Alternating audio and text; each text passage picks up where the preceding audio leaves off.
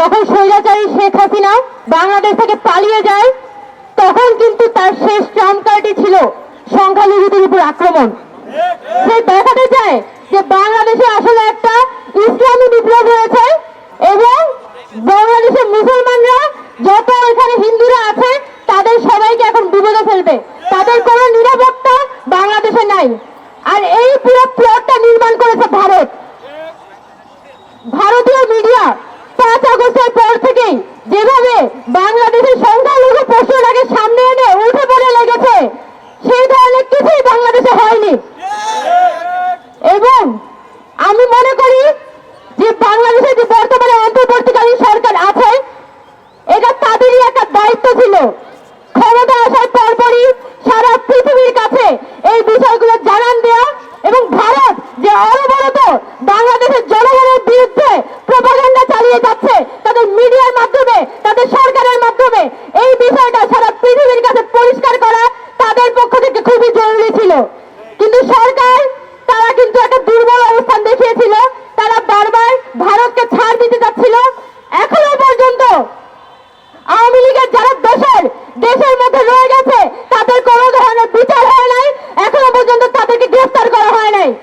যদি আজকে তাদেরকে গ্রেফতার করা হইতো তাহলে আজমল নাসিরের লোক কিভাবে করে ইসলামের পিছনে কলকাঠি নাড়ে, তাদের তো এখন জেলখানায় থাকার কথা ছিল।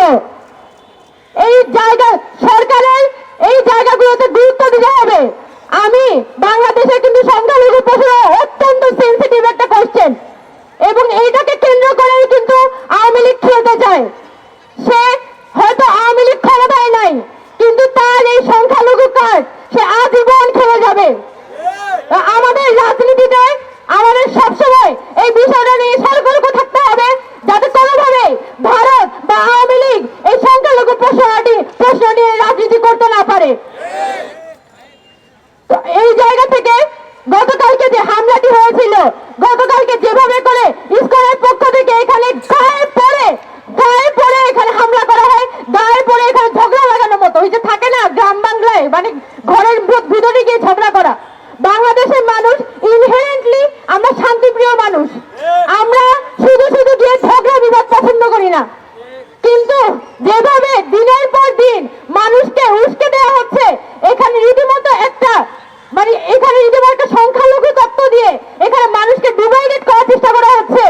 এই তত্ত্ব বাংলাদেশের মানুষ পছন্দ করে না, বাংলাদেশের মানুষ এই তত্ত্ব খায় না।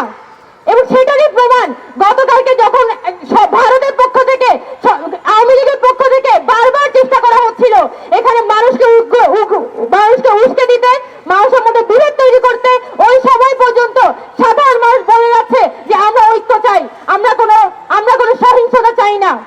আমাদের শহীদ সাইফুল ইসলাম ভাইয়ের বাবা গতকাল রাতে তার ছেলের লাশের সামনে বলেছেন যে আমরা সাম্প্রদায়িক সম্প্রীতি চাই। কত বড় মন আমাদের দেশের মানুষের! সেইটা যদি ভারত রিয়েলাইজ না করে, তারা মনে করে যে বারবার আমাদের